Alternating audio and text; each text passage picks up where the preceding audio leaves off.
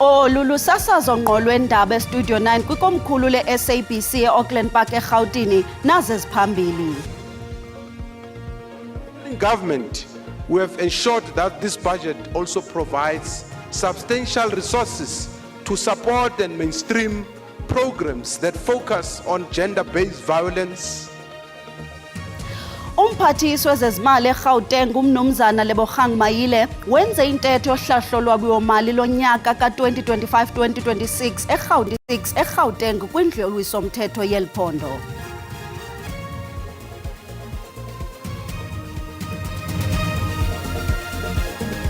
Ndizibulisele kunemakhaya ngokukhawuleza ndingalibasanga ntonto zakuthi masingene kuvimba wethu esiniphalisele wona namhlanje.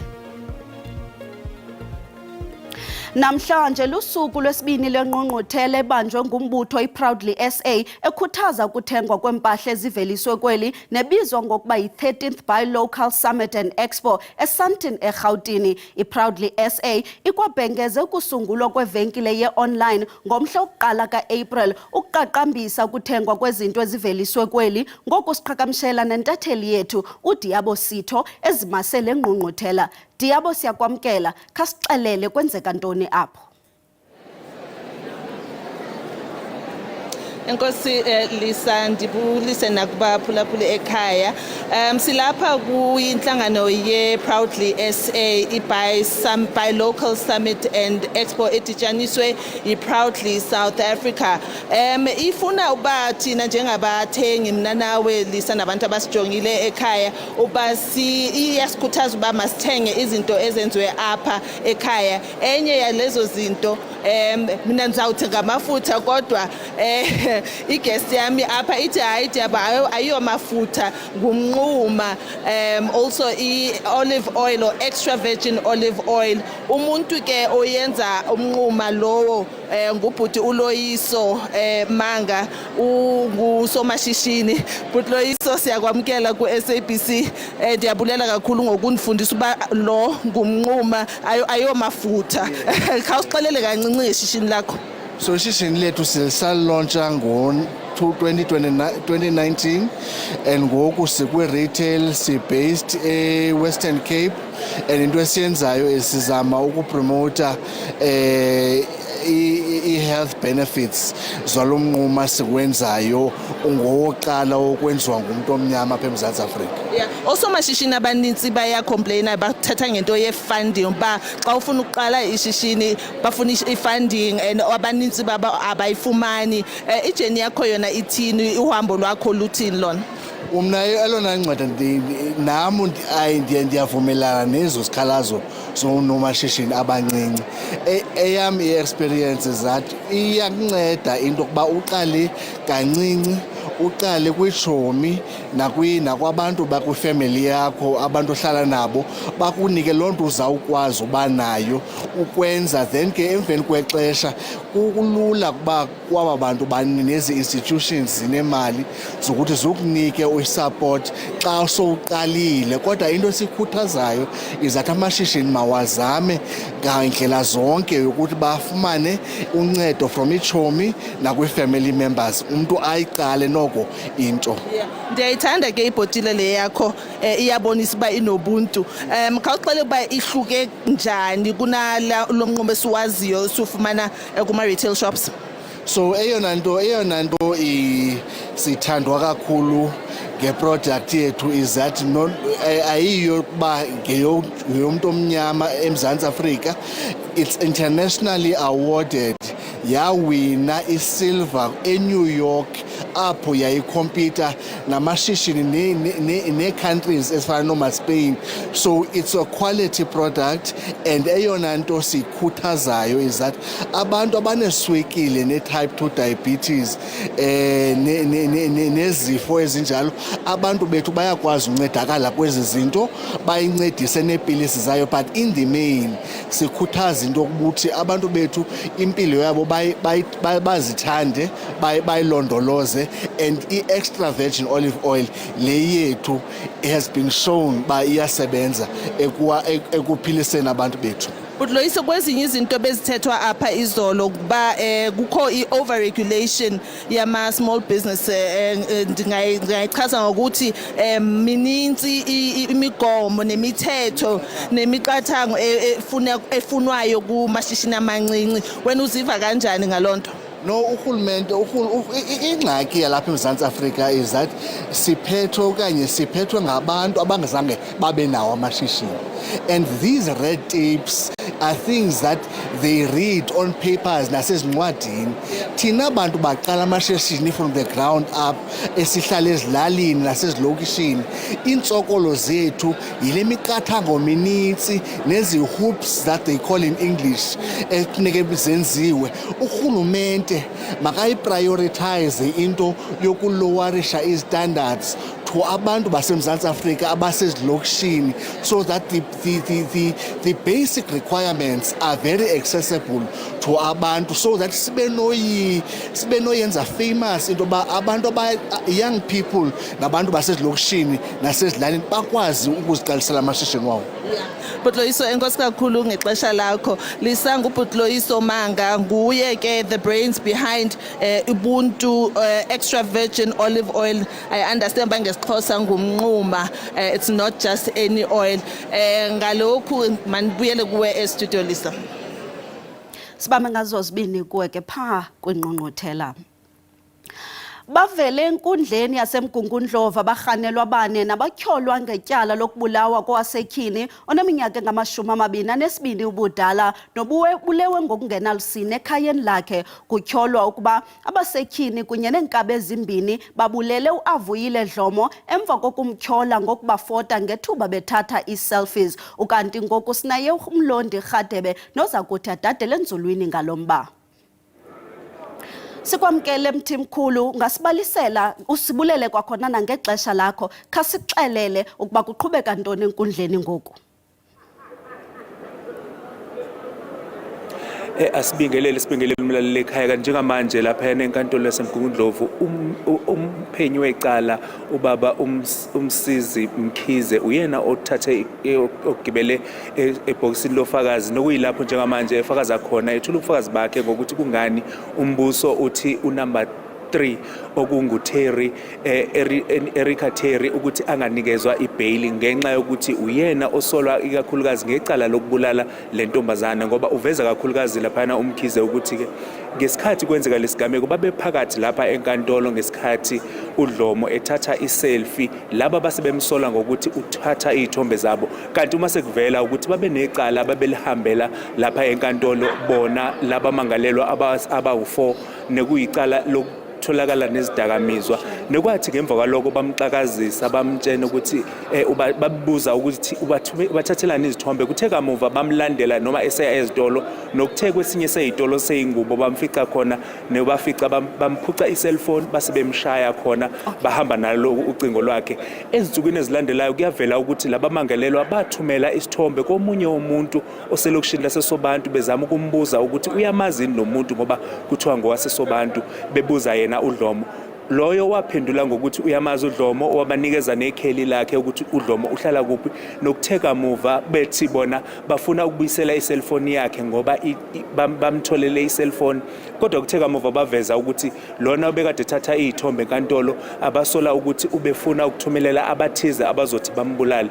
Kamuva ke ukuphinde bathumela inkabi nokusolakala ukuthi iyona ke leyafika ekhaya kwaDlomo yase imdubule ngaphambi kokuthi imdubule yambuza ukuthi ube bashuthelani odade wabo laba bebesenkantolo, nokuyiyona into ke leyo umzali kaDlomo ethiwa fika azofakaza enkantolo aveza ukuthi ngesikhathi inkabi ifika ekhaya yabuza ngaphambi kokuthi idubule ukuthi kungani ayethatha izithombe zabo ngesikhathi belapha enkantolo abamangalelwa.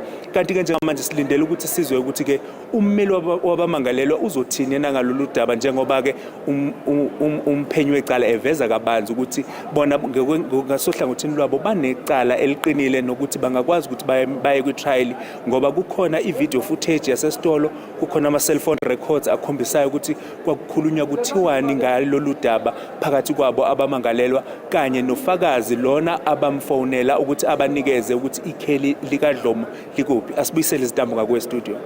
Sinamkele kwakhona xa sihlabela mgama nanjengoko kuqhubekeka ukujongana phakathi kwe-ANC kunye ne-SACP emva kokusungulwa korhulumente wobumbano lemibutho mibini iphantsi kwembumba kaNxantathu ihleli kwisithebe sengxoxo izolo. Oku kulandela ukuba i-SACP ithi iza kuzimela kulunyulo oluzayo. Ukusixelela banzi ngale ntlanganiso ukhona phe studio umhleli wezopolitiko uMzwandile Mbeche.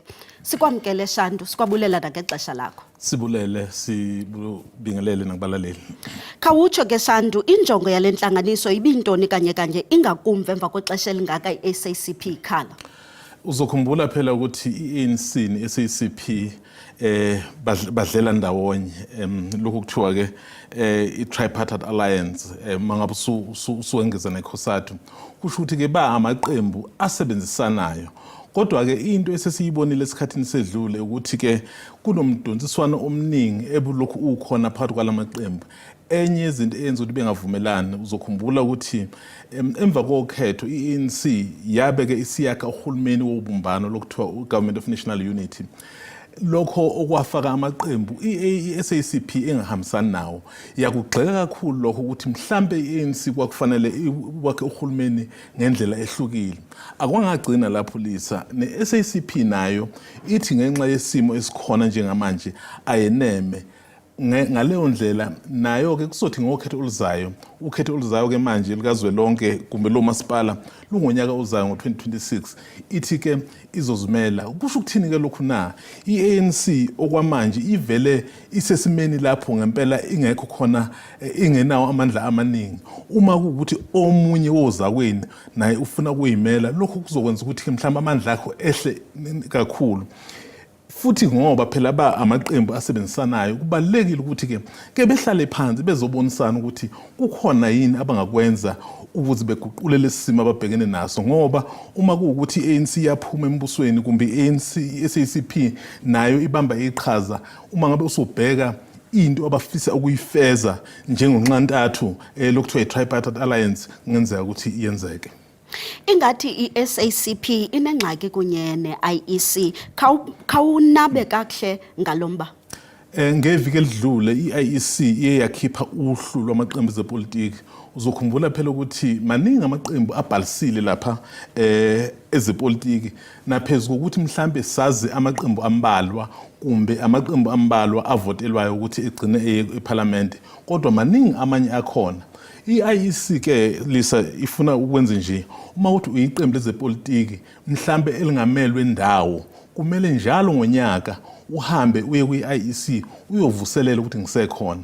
Kusho ukuthi ke lamaqembu okubandakanya ne-SACP abengavuselelile i-IEC yayisibakhumbuza ukuthi uma kuthi anivuseleli sizobe sesinikhipha ke ningabi amaqembu ezepolitiki. Yabanika isikhathi kuze kuyoshaya i-24 March, kodwa sithe ngabe sikhuluma ne-SACP yathi cha izokulungisa lokhu. Ngiyacabanga ukuthi ngenxa yesimo esikhona mhlambe bebisaphazamisekile kancane. Ingaba ke Shambu ngoku kuza kwenzeka ntoni ukubheka phambili? Silindeleke ukuzwa ukuthi lo mhlangano obukhona izolo phakathi kwe-SACP ne-ANC ukhumbule phela bekumhlangano obuhlanganisa izikhulu ze-ANC neze-SACP. Silindele ukuthi sizwe ukuthi imphumelelo yomhlangano ithini ngoba iwona ezosinika umqondo ukuthi ngempela lamaqembu amabili aya kuphi. Uma ngekenzeki lokho sizogcina nje sicabangela thina ukuthi kuzokwenzekani. Kodwa ngokwesha kwe-SACP ithi ayijiki isinqumo sokuya okhethweni ngo2026 simile. Sibambe ngazo zibini kuwe ke Shandu, sibulela nangexesha lakho. Siyabonga. Umphathisi wezezimali, uphuhliso noqoqosho eGauteng uMnumzana Lebogang Mayile wenze uhlahlo lwabiwo-mali lonyaka ka2025-2026 kwindlu yowiso-mthetho yephondo laseGauteng ngalentsasa. Uthe yimali ekwi-36.7 billion eyabelwe iziseko zophuhliso.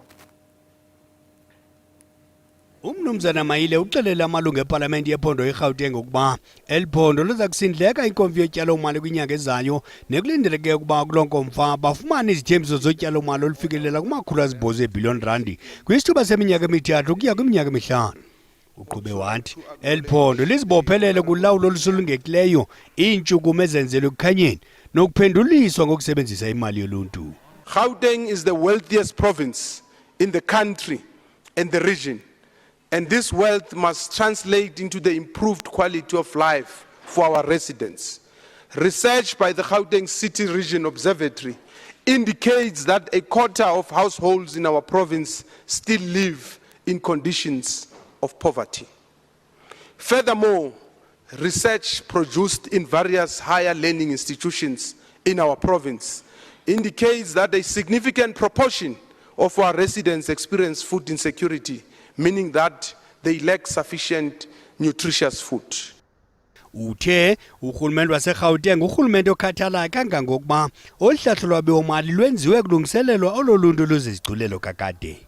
As a caring government, we have ensured that this budget also provides substantial resources to support and mainstream programs that focus on gender-based violence and support the rights of women, youth, senior citizens, people with disabilities, military veterans, and the LGBTIQ+ community.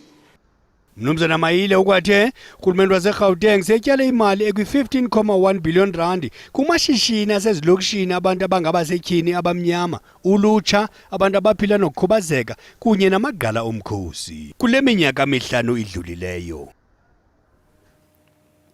Ukanti njengesiqhelo sinayo intatheli yethu yezamaqonga uSandile Hlangani. Sandile, siyakwamkela. Into netrendayo ngoku? Siza ukukhumbula umsebenzi omhle obukade usenziwe nguNhlanhla Mkhwanazi, iCommissioner yamapolisa eKZN, apho ebabamba ke abantu ababandakanyeka kwi-corruption nezinye zezinto ezenzekayo ezidibene ne-corruption nokubulawa kwabantu eKZN. Kungoku njena le commissioner iya-investigatewa yi-IPAD. Isithi ke uye wa-interfere kwezinye ze-cases okanye kwenye ye-cases yenye yomntu ojongene ne-prisoners phaa kwela phondo lase-KZN.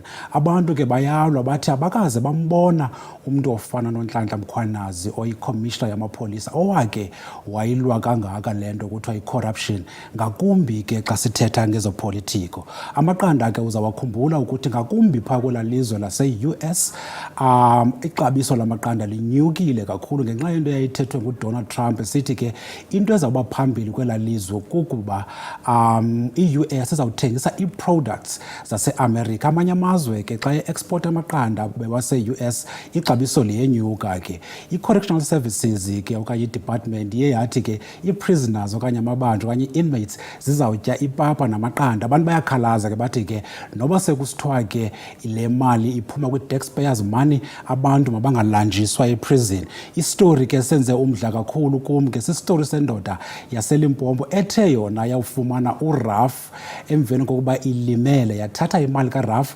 yathenga ii-taps yazifakela kwi-community nayo, including oJojo Tanks. Abantu abaninzi ke ku-social media ngakumbi ku-X bathi le ndoda lena bekufaneleke ukubana iyawongwa ngurhulumente ngokusesikweni.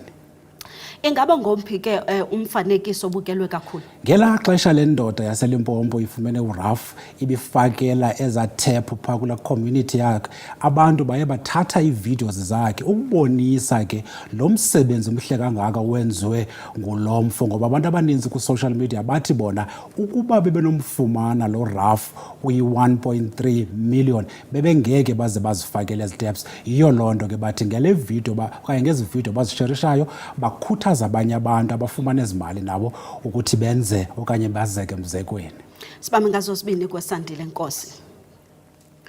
Uvele phambi kwenkundla kamantyi yaseGqeberha eMpuma Koloni ngalentsasa umqhubi weteksi ekutyholwa ngelithi uyitshayile wabulala umfundo neminyaka engama-22 waze walimaza abalishumi ngethuba beqhuba ehlabile kwiziko lemfundo elinomsila iUniversity Nelson Mandela ngecawe. Intatheli yethu Sisipho Ngcume uncambazisa umongameli webhunga elimele abafundi uLathitha Mbuzwana ngesi sigadeko kunye nelityala.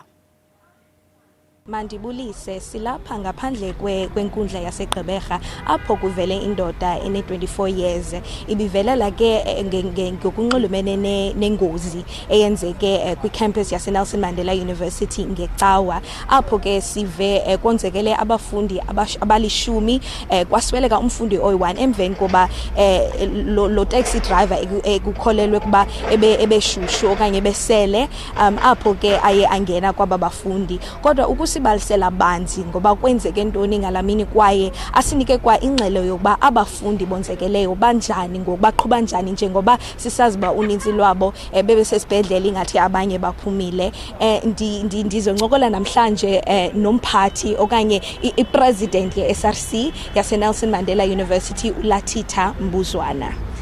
Lathitha, inkosi kakhulu ngexesha lakho bhuti. Bendifuna nje uqala ndibuze bhuti kwenzeka ntoni ngalamini kuze kwenzeka esisihle. Mandibulise kubabukeli nabaphulaphuli bo SABC. Ulathitha kaloku Mbuzwana lo SRC president waseNelson Mandela University. Sizibona sikule meko namhlanje yokuba ngenxa yodriver benxilile, ngenxa yodriver ongakhathali. Kodwa ke zonke imeko ze-safety they were all in place to ensure that abantwana bethu xa bekwezi events basafe. Besenza ke itheko lokwamkela onke abafundi abaqala ungena e-university ukuze bayi-understande kwenzeka ntoni e-university. Lishwa ke nje into basithi senza loo nto kubekho amanxila asuke elokishini azophazamisa into esiyenzayo. Fortunately enough ke ngethamsanqa sizama into yoba afumaneke kwangela xesha udriver lo wenzele esi simo so that ingalo yomthetho ithatha indawo yayo. Senzile kangangoko ke sikwazi ukwenza nangoku silabe court to ensure that justice is served for our people ukuze abantwana bethu lo it's just kungelisho into yoba kubekho omnye oswelekileyo. Khona sesibhedlele ngoku ophansi kwemeko zogqirha kakhulu. Siyamthanazela ke simbeke emithanazweni yethu ukuze ba uThixo ngeli xesha abe kunye nathi. Abanye ke singaconfirm into yoba bakhuthiwe esibhedlele noko uThixo usincedile kwelo cala. With that being said ke sizabalapha and we're going to ensure that justice is served for our students. Enkosi kakhulu Lathitha, njengoba sebetshilo ke uLathitha apha ngaphakathi kugcwele kuthe qhu ngabafundi ababonakala ke apha phandle baphakathi enkundleni bazokuxhasa ugxa wabo njengoba kwenzeke into embi kangaka kubo kwanye nabanye ke ababonzekeleyo kodwa ke iyo into esinayo esisuka eGqeberha sibuyela kuni e-studio. Inkosi. Siphelile besindlungiselele zona ezanamhlanje, sawuphinde sibuye nazo ezinkulu ebusuku. Mzontsundu ndimkile kwalomzuzu.